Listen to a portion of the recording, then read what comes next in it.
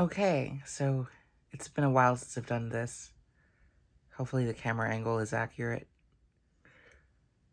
This is a video centered around friendship and romance. It is spurred by a recognition and reflection on a friendship I had for about a year and a half. Well, it felt like much longer because of all that it gave to me. Um,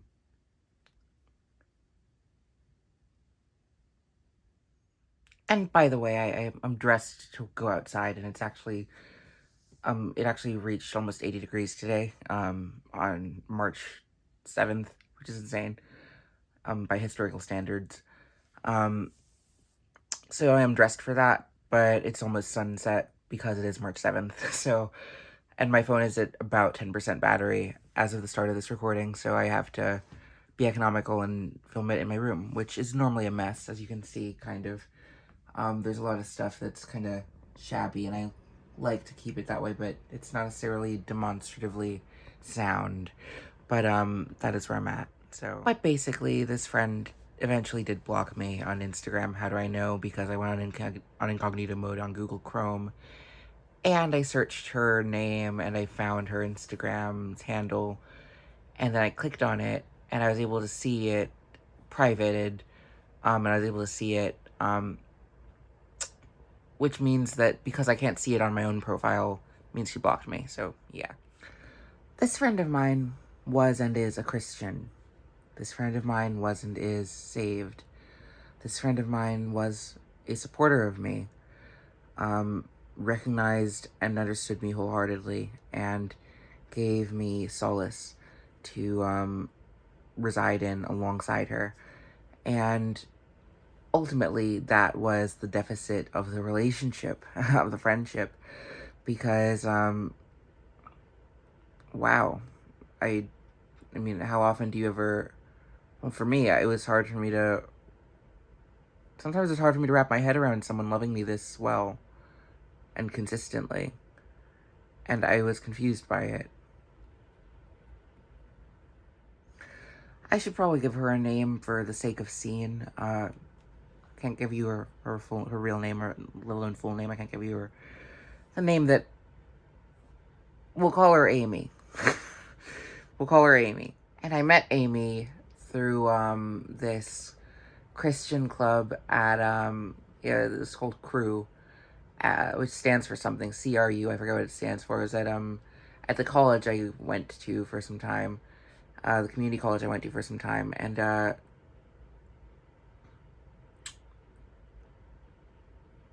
well, yeah, I guess she was quite attractive, tall, curvaceous, blonde-haired, long-faced, spunky. But even by then, she'd been in a relationship with someone for like 2 years, maybe even 3. For me to jump onto that board and befriend her, well, it's not like I jumped onto her, as a friend. She wanted to be my friend. We caught each other in conversation, about, gripping biblical and political issues relating to the gospel and relating to religion and, relating to Christianity. And I recall this thought actually at one point that is kind of sick in retrospect, that I would literally convert to Christ for this woman, for this girl. She was born 2001. February. Well, now that's so specific, and I've mentioned that.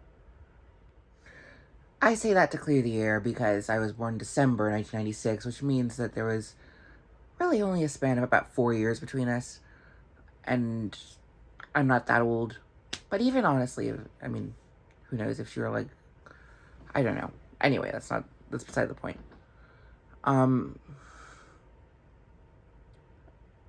we connected as students, as, I guess colleagues or co-members of the club.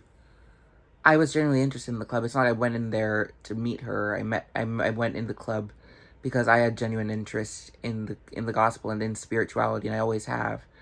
Um, and there are people from other Christian clubs and, brotherhoods that could attest to this, that I have had interest in it, although I've also had questions, skeptical of it, which puts me in an odd spot, and a lot of it has to relate to my queerness, and, nonetheless, I do consider myself a Christian, and, I was gonna show my necklace, right? Yeah, that proves it, right? No. But I do go to church regularly. I do try to, inform myself of scriptures, and I try to follow, however I can of what the Bible teaches. But yeah, I recall that this girl, who was, I guess, 18 at the time, I was 22, I guess. Yeah, sounds about right. We, got along, and,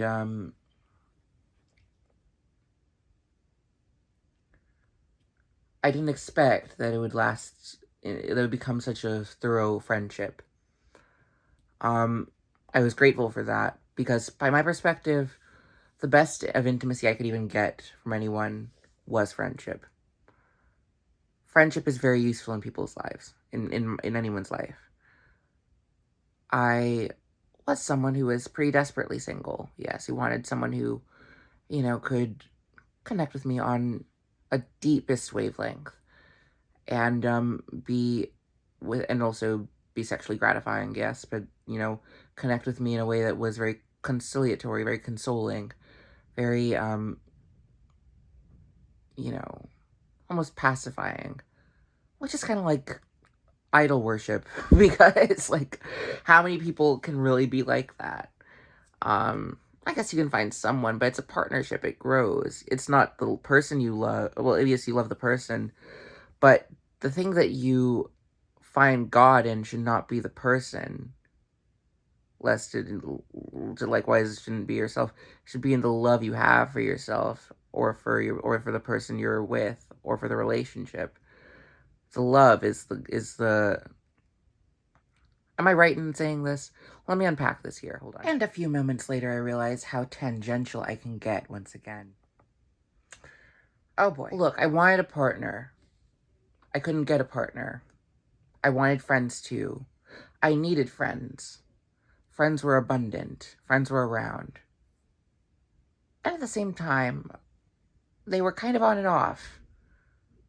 But I knew I could get a friend. I knew I could have a friend. I knew I had friends. I knew friendship was something that I was capable of getting. I'm maintaining even. Whenever I speak of it now, in this moment, I feel as though I'm sounding a bit like some crook or something. But maybe that's a projection onto myself. Amy was a very good friend to me. Was very, very sympathetic. No, she didn't know I was trans at first. The whole crew, maybe some people knew or suspected, but most people didn't know until it became evident or until I told them. So whatever. And, she was so forgiving and so understanding and so sympathetic to me. This was someone I needed in life. I'm glad I had her for the time I did.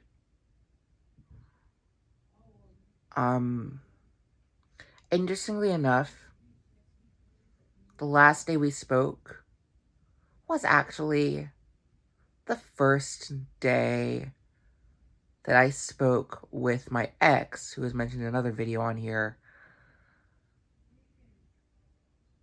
in any serious way about romantic connection.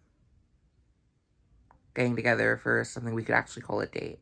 Because I've had multiple occasions in the past where dates were called off or were made ambiguous in what they were. Um, I had to be very, very clear, and I had to really go through the hoops to make sure, you know. But yeah, Amy was not a date. Amy was a friend. And Amy already had a date. Amy had, in fact, a boyfriend. And that also means that Amy is not gay, you know, and, or bisexual. And I've often been one to actually excuse in my head the idea that someone might be somewhat bicurious or something. I won't pursue it, but I'll think like, okay, if it ever comes up, then maybe that's possible. Because sexuality doesn't have to be that fixed or, it doesn't have to be that fixed. And basically I went through that cycle with Amy as well. Thinking, oh, that's my brother in the background. He does wacky stuff. He's going to Harvard. He is. I wrote a memoir. It'll be published eventually. And I have that film coming out in May or June. Already released to festivals, got some awards. Could make a killing, so who knows. You can see the tug and till I often have in, in the battle of deciding whether or not I'm a good person or not. I think that force I am, but I have some demons. You're such a wonderful person, but you got problems. Whoa, whoa, whoa, whoa. And of course, that was the obligatory first take of singing from Julia, courtesy of Julia Nomatoso, because she has to prove that she can sing at every turn. It doesn't work well on the internet, so oh well. But yeah, Amy is very pragmatic and at the same time very spiritual, very well balanced. And she recognized in me a lot of good and a lot of stuff that could use some work, could use some healing, namely. Such as that camera angle. And, she was very good at calling me out on my bull. But at the same time, she didn't do it in a way that was, like, callous or cold. I've had friends who've done that, too.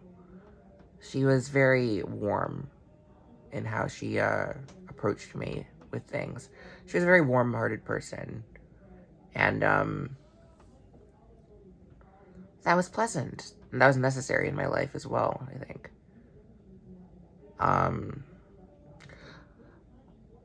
The way that our friendship fell out was because it was September 2nd. This is the last day we spoke. The day that, I spoke with my ex, who would become my ex, and who would become my first, sustained relationship.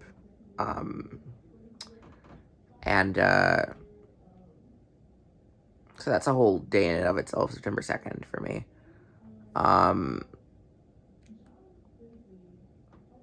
I spoke to Amy, about this person. I also spoke to Amy about how I didn't feel fully comfortable meeting with her, for a burger date without her boo coming alongside.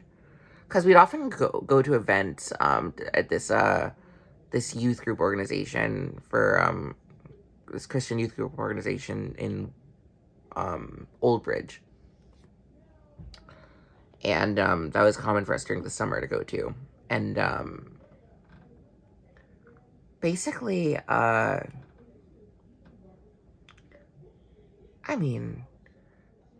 it was easier that way. It was easier having him around. And, I felt like, okay, I could clearly, understand this is fully a friendship without him. I can understand that without him being there too. And that was the case. But, like, I almost felt a prerogative, an imperative to have him come alongside for that burger date. When it turned out that he was not able to come by, and it would just be the two of us, I felt completely anxious. And then when it turned out that she wasn't able to make it in time for that after work, after my day at work that day and all that stuff, I became even more anxious and a bit more plussed about it because I wanted to see her. And there were some things I needed to confide in her about. And you can imagine what. And you can imagine a lot of stuff too beyond that. And so I went on a call with her, drove around for about an hour and a half, talking to her about all this, about confessing to her that the words I used, loved her, and I probably did. And I know she cared about me, she loved me, but it was a friendly love. I make no mistake about that. With me, it was inseparable, that friendship, from the sexual, for me. I was attracted to this woman, to this girl, whatever. I was attracted to her. And I felt embattled with that. And I felt like I had nowhere to turn. And I felt like this would be my story all the time, that time and time again, I'd had times where I'd met someone and, hold on, let me make sure this is on. Indeed, it is. Where I met someone and I felt great affection for them, and I realized that was the limit of their love, and that I couldn't surpass anything with them, with them. And I had to accept that. Maybe that's a BPD symptom. I don't know. Probably is. But and I'll emphasize, I haven't been diagnosed with it. I've just recognized certain traits. I had other therapists who recognized them in me. I've been diagnosed with bipolar disorder. That's the extent of my diagnoses. Bipolar, ADHD, and generalized anxiety. Anyway. And I guess gender dysphoria.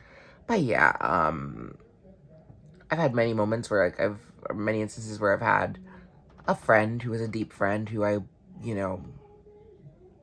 wanted to be with. I'll call it the Lana effect for a friend that I have, who, and I know I can discuss this because they're deeply in my life, and it's not like I'm just throwing out dirt. I had a crush on them for years, and, that sort of, like, intense caring for someone took me a long time to recognize that didn't have to mean you have to lay with them and want to lay with them in bed and all that stuff, and all that, that doesn't have to be an inherent proxy to it,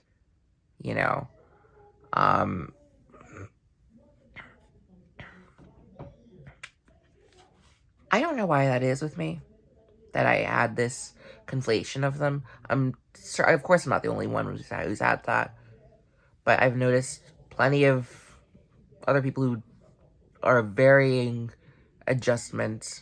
level of adjustment in life, and they don't think that way. They have clearly defined friends, clearly defined romantic lovers. None of the twain shall meet. But for me, I've spent years where I've, had attraction to friends and doubted attraction to those I've dated, come to think. I'm not a perfect person. And the reason is you. Oh, this video is going to be completely unmoored because it's necessary. Let's face it. I recall a moment in the call, which is once again an hour and a half long, if not longer, probably an hour and a half, where I discussed with her, and I'm a trans woman, all right? I'm a lesbian trans woman. This is a Christian straight girl, okay? And, we're both in our 20s. And, she was 20. Whatever. I was 24. What are we doing here? Also, I'm a lesbian leaning bisexual. That should be probably clarified. I'm like you could also say a bisexual lesbian, but of course a lot of people will have a bone to pick with that, especially with me as being a trans woman. But I digress. I discussed with her how desperately I wanted to be with someone that way, in that way, the whole 9 yards. Whether it be sex or romance, still to be intimately connected with someone in that way where they were mine and I was theirs. I had not had that yet. by my vantage at least. I'd been in relationships before, but none lasting. So to me, I hadn't had it yet. And at one point, it got into quite candid discussion about screw-in, and like I mentioned that, about, how much I'd love to do that. And I mentioned that in passing, and how much I'd love to do that with someone, not necessarily her, not necessarily anyone, but someone. And that just was a turn off to her. She was like, okay. I'd never heard her sound that frustrated before. This call had it took such a turn. And it was in that moment I recognized something wrong had happened. This call was very sympathetic for me. It was like, she was very sympathetic to me, saying that, like, oh, you can't control how you feel and all that stuff, and, like, how, it pains her to hear that, like, that I felt hurt by all this, and also pained her to feel that to hear the confession that I wanted more out of the relationship, regardless of whether I wanted to want this or not, than I was getting. And, yeah. So, of course, after this, we were no longer friends. I mean, there was no interaction. There's been no interaction since. I sent her a text the following morning saying I apologize and that it was, in fact, a date that me and my ex were going on. We're gonna go on. Why did I just say my ex's name? I don't get it. Her name's Caroline. I don't get why I don't need to. I can say it. I understand because I was somewhat critical of certain things of her appearance in the video I made of her regarding her and our relationship, but she knows that, and it doesn't take away from all that she is, so I don't mind saying that, and it's not her full name anyway, so whatever. But yeah, goodness. What are the takeaways? I mean, what's the recap, even? This was a friendship that lasted about 18 months. Maybe longer. We became very close during the pandemic.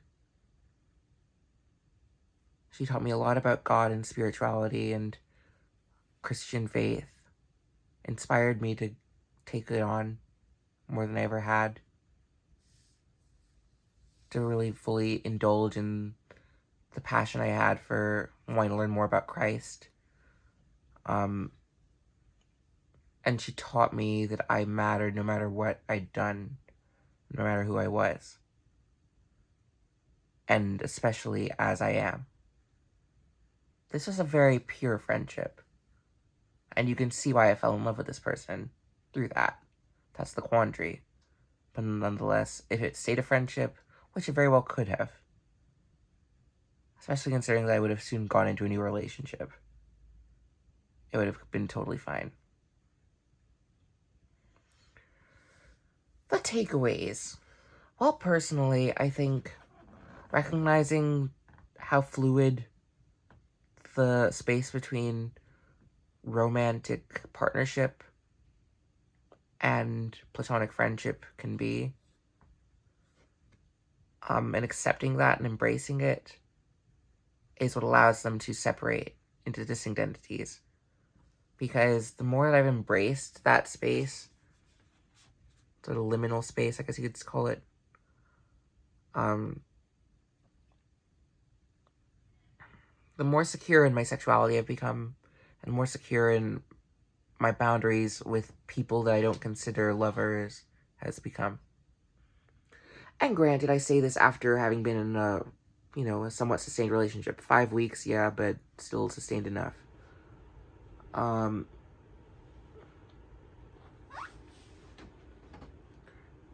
That reminded me or taught me even for the first time that, someone could love me like that. And that,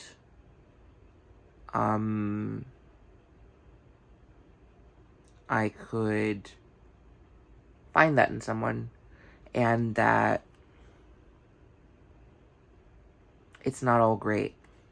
Because guess what? When I was with Caroline, and I talk about this in the other video, I recognized how difficult things could get at times.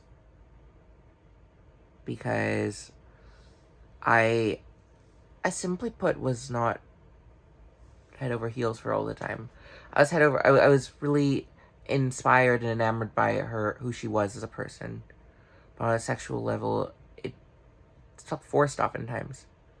And she expressed similar at certain points. You know, we fancied each other, but it didn't always amount to much. It was often built on. Now, granted, there were moments where it did amount to much, and those were moments we reveled in. But even then, there's still grief in life, no matter what you turn to. And not even God can take that away from you, quite frankly. What God can provide is solace and reassurance that things will resolve in some way at some point, and that you are here for reasons that you can find purposeful to you. But beyond that, there's always going to be grief in life, and there's always going to be grief in, even amid being in the love of your dreams' arms for 5 to 10, 20, 50 years.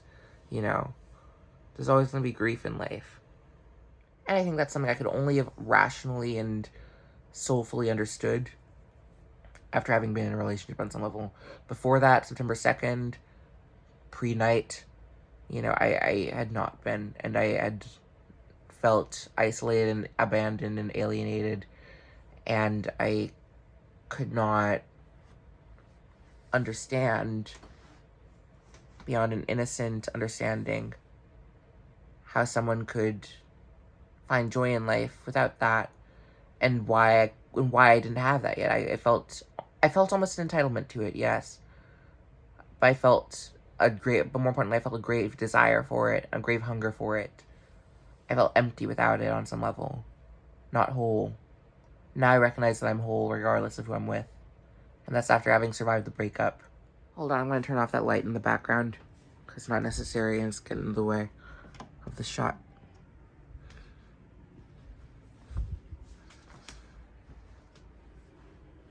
There we go.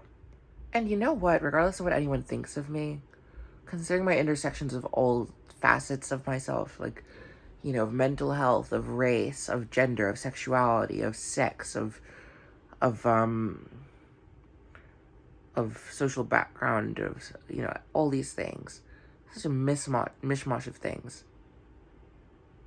Yes, I come from an upper class bracket. Yes, I'll admit to that. Doesn't change that I'm 25 and still living in my parents' house with the income that I get from working at a grocery store.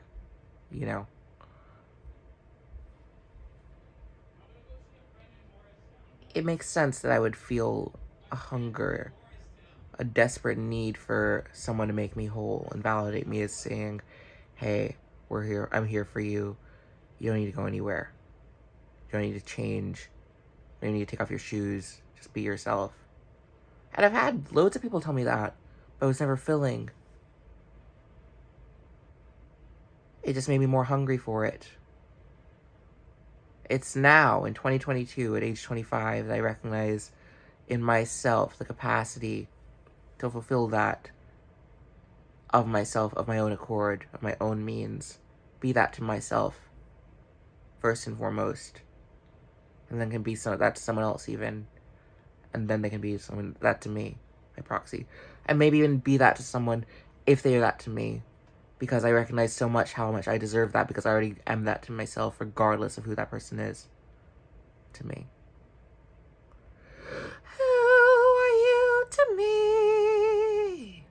Standing there.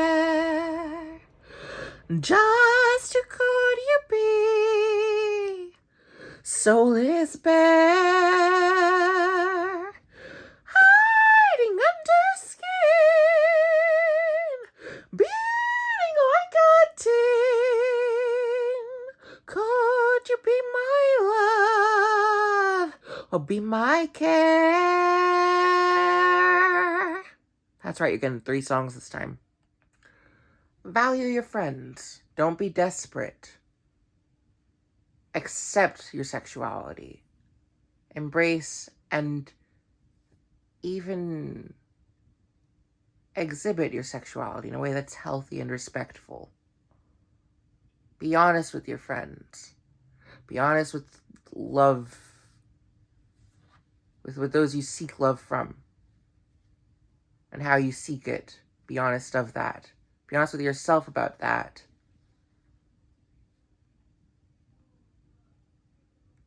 That is my takeaway from this stuff. Because guess what? That was a good friend. And you know what? She mentioned on the call that, yeah, there have been friends she's had where she, had feelings for them and decided to part away, kind of distance herself from them, because what's the purpose of seeking something that's never going to happen?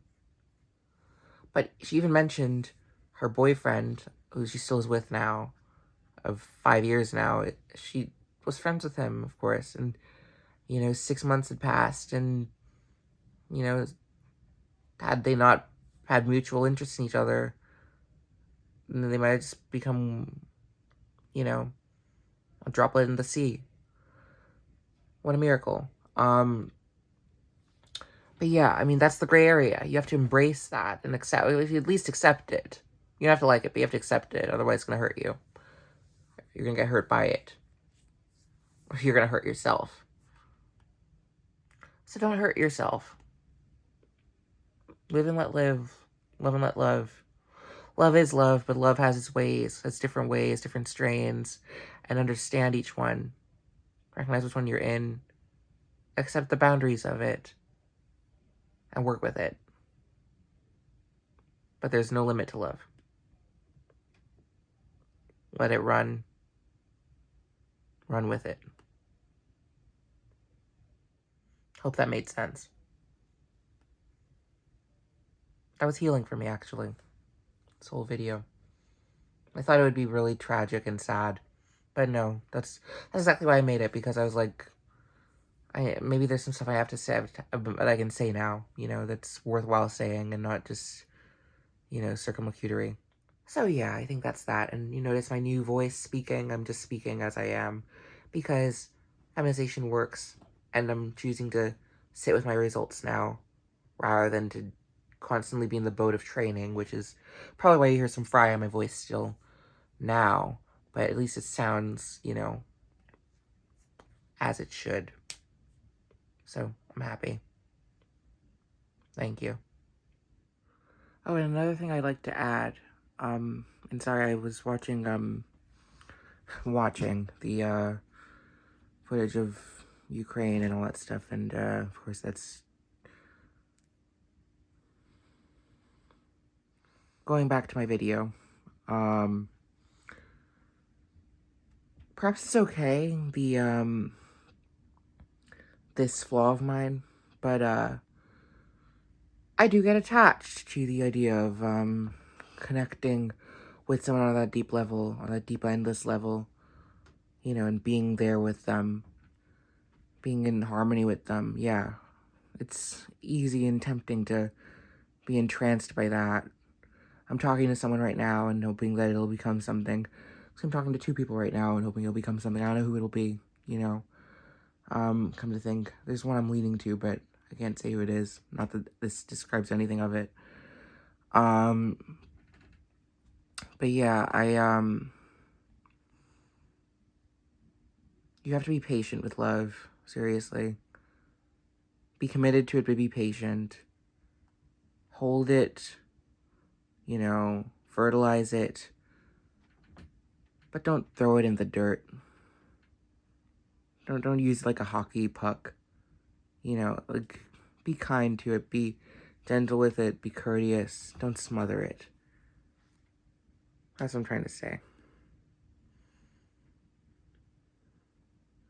Oh yeah, I should also notice I was sick a couple days ago, so my voice is probably a bit lower than it would be, but I digress. It's fine.